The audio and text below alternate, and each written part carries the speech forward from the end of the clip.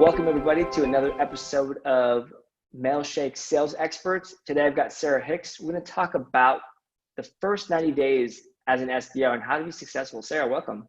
Hi, thank you. Thank you for having me. So first of all, tell us a little bit about your background.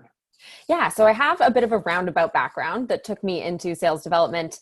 Basically, I went to university for theater, a Bachelor of Fine Arts in acting.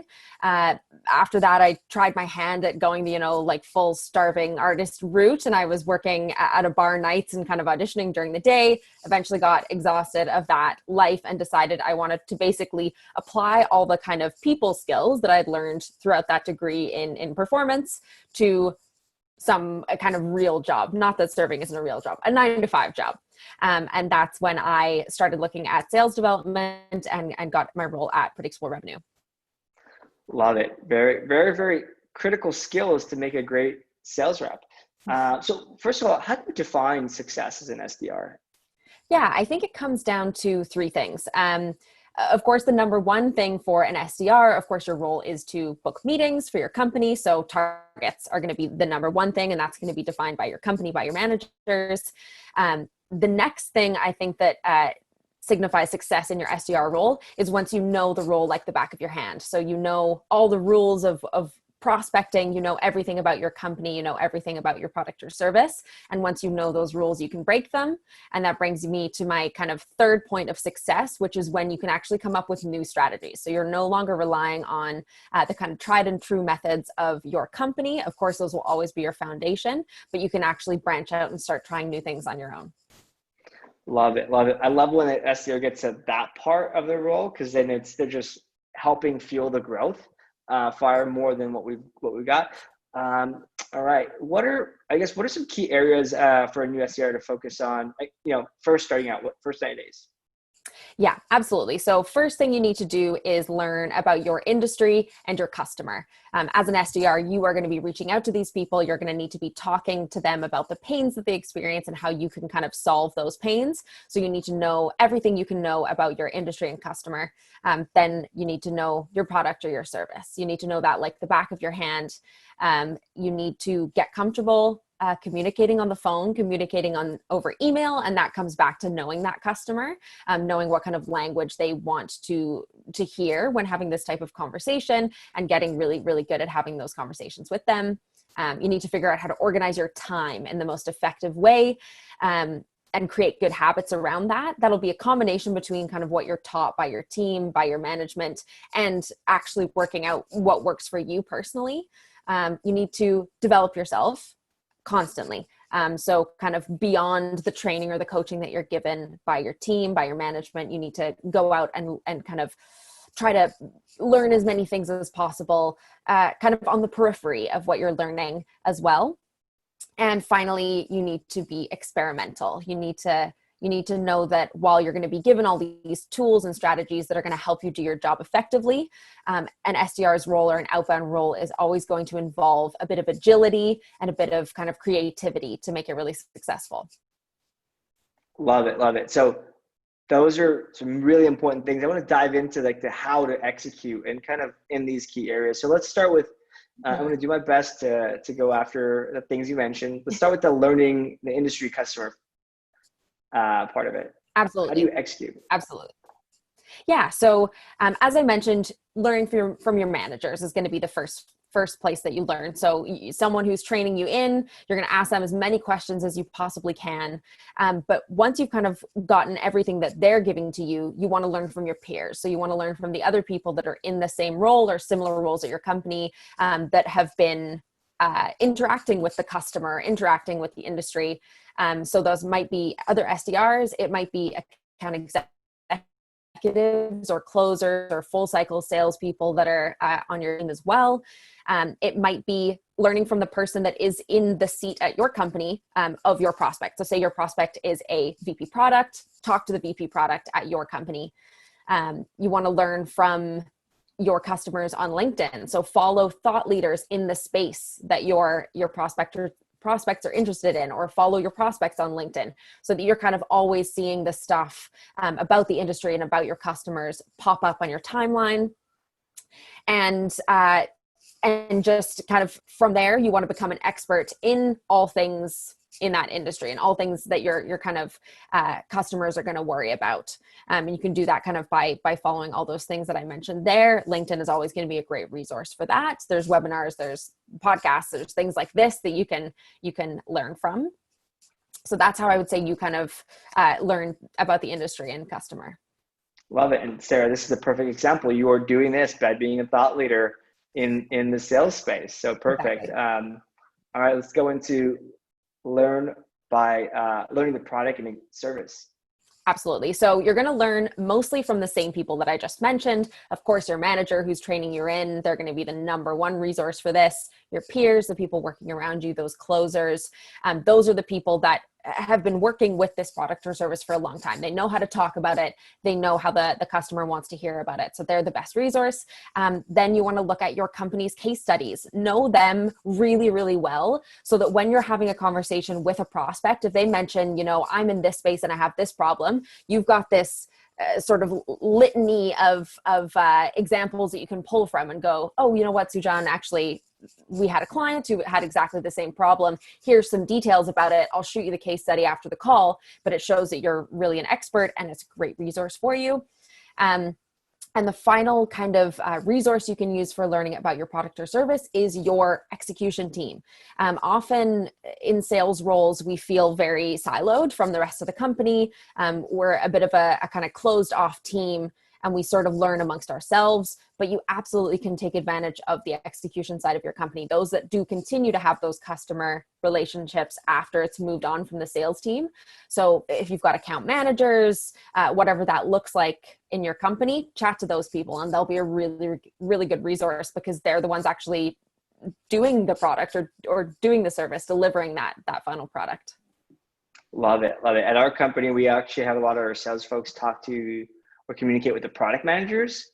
And it's awesome just to see like, hey, customer requested this feature or functionality and product person's like, that's great, but here's like some other things to consider and here's a workaround. And they either have a workaround for like the lack of that functionality or a very good reason technically why it should not be built or why it's not there. But I love it. Just a great way to kind of keep learning. So about getting comfortable, how do you get comfortable? What are some things you can do?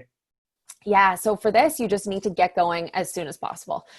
This is something that I thought the guy who trained me in did a great job at. I think he made me cold call on my very first day. He made me design a sequence, write all my own messaging on the very first day, of course, with guidance. And kind of after I would write something, he'd be like, hey, just so you know, like that sucks for this reason. It was awesome though, to kind of force me to go for it right away, forced me to, as I said, get on the phone and phone somebody. And I probably was totally wildly unprepared, but it forced me to kind of think on my feet. And it also forced me to see what I didn't know yet. So coming from, as I mentioned, not a sales background, there was a bunch of kind of sales jargon or sales lingo that I wasn't very familiar with, but getting on those calls right away and kind of jotting down the terms that I wasn't familiar with, the acronyms I wasn't familiar with, I then could ask my peers and the closers and managers to kind of help me out with those things. And I learned them very, very quickly. So ultimately getting going as quickly as possible is the best way to get comfortable. And as I mentioned, making mistakes. So giving it a go, kind of writing your own script, writing your own email, and then showing it to the managers and having them show you why something doesn't work. You'll always have a better understanding than if they just give you a script and you never question it and you just go from there. You'll never know why things are written or designed in a certain way unless you give it a go yourself and kind of see in practice how it works. Love it. Yeah. That being thrown in that deep end and actually throwing yourself in that deep end, it sucks in the minute or two that you're in there, but then you eventually figure it out. And I guess day 2, day 3, day 10, 90 becomes much, much easier. What Exactly. about, you talk about blocking time and creating good habits. How do you do that? It feels like as an SDR, you're just getting thrown in the deep end all the time. It's true. You are. And I think this is something that it's a fine balance between kind of what your manager wants you to do and versus what actually works for you. So for instance, when we're talking about blocking time, say we're blocking time for cold calls, because you don't want to just be kind of doing cold calls ad hoc throughout the day. It is always going to make more sense to kind of do those in a bit of a blitz. But you've got to figure out when your prospects are going to answer the phone. So that's one thing that'll kind of influence where you block your time. But you also want to think about where you are best on the phone. If you're not a morning person and you're going to block that like 9 a.m. sharp call blitz, you're not going to do your best. So I think you need to be honest with yourself about when you're actually going to be the most efficient and the most effective, and then kind of couple that with when you know your prospects are most responsive, for instance, for calling. But certainly blocking out time to do things. So doing all your LinkedIn tasks kind of back to back to back, sending out all your personalized emails back to back to back, doing the research and then sending out a personalized email in one block, always going to make more sense than trying to pepper your different tasks throughout the day. Love it. We actually saw this firsthand. The value of this. We had our sales reps say, hey, look, connect with LinkedIn folks or do your follow-ups every day, right? Every day you have to do it. And it just would, it'd get done most of the time to sometimes. And people, valid excuses. I'm busy. I've got X demos. I got this and that, the other, right? And we're like, okay, how about this? We kind of talk to everybody. It's like, hey, look, okay, based off your personality, why don't you do me a favor? Try blocking off like 1 hour in the morning and do your follow-ups then, right? And the second sales rep actually was the exact opposite based off of their skill set, personality, and boom, like I don't think we've missed a follow-up, a connection on a known LinkedIn connection, or person since we've implemented. So I love that. It's such a simple thing. It's like do things when you're good at them. Yeah. All right, let's talk about good at them. How do you get better? How do you do personal development? Yeah. So the number one thing for me has been following thought leaders in my space on LinkedIn. Being in the sales space, as you mentioned, there are so many great thought leaders that are constantly sharing tips and tricks and strategies with really good data to back them up, and kind of they've been the best for me. And having them followed on LinkedIn means that they're showing up on my timeline all the time. And it's like this constant flow of new information. So following them is the number one. The second piece for personal development, I think, is reading books that aren't exactly about your role. So don't only read books on outbound or sales development, because I think what you'll end up with there is a whole bunch of like slightly competing information. Whereas if you, it's good. They've got to be part of that reading list, but you do want to get information, say reading a book on a company written by the CEO or written by somebody in product, or just getting a bit of a wider perspective, so that you can kind of build out this picture that you have of your industry or of a company as a whole, rather than it being this very narrow, again, kind of siloed view of just sales development. You need to understand how you fit into that company as a whole. And you need to understand, when chatting to a prospect, how your solution fits into their company as a whole. So doing as much as you can to learn about business in general, or psychology or sociology, or all of these things that might influence the buyer or seller. I think that's really important. Love it. Yeah, I think that getting perspective outside that sales role, or just as XYZ company has grown, books from successful founders, CEOs, what have you, I think that's invaluable information. And I think at some part of the book, they talk about the sales function. Totally. And then you just kind of can tie or connect the dots. I think this last part is very important. You can learn, you can read, you can follow along, but I think doing is really important. How do you experiment, execute? Yeah. So as I mentioned kind of at the beginning of this episode, the most important thing you need to do is learn all the rules so you can break them. So once you've got this very kind of foundational understanding of how to do outbound, how to design a sequence, write messaging, do the day-to-day, then you want to try some stuff above and beyond that. So you'll always be able to fall back on that as the tried and true methods. Those are going to be what make you for sure kind of guaranteed to hit your quota. If you're hitting all those metrics, you're going to hit your quota. So try some new stuff above and beyond that. Rework a strategy that you see a thought leader share. You watch a webinar on some strategy, try to apply it, and then try to sort of rejig it that's really specified to your audience or your product or your service.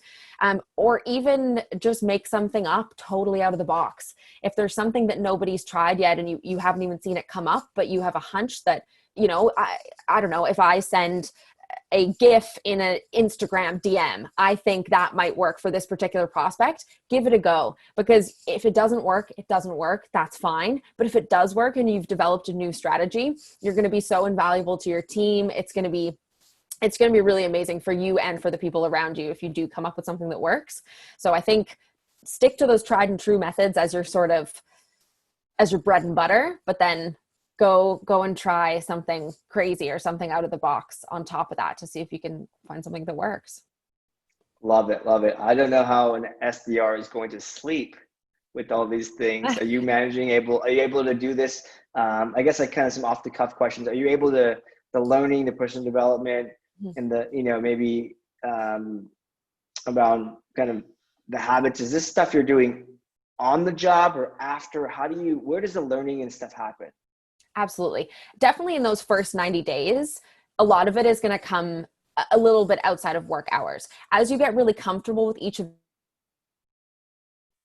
they sort of find ways to slot themselves together, and you'll find that they can exist all within that 8-hour workday. I mean, if you're reading a book and it might be your bedtime book, so in reality, that is existing slightly outside of work, but the kind of ways that you'll implement those learnings will be throughout the day. As I mentioned, following those LinkedIn thought leaders, when you go to do your LinkedIn prospecting, you'll see their posts come up on your timeline. So that's happening within the day.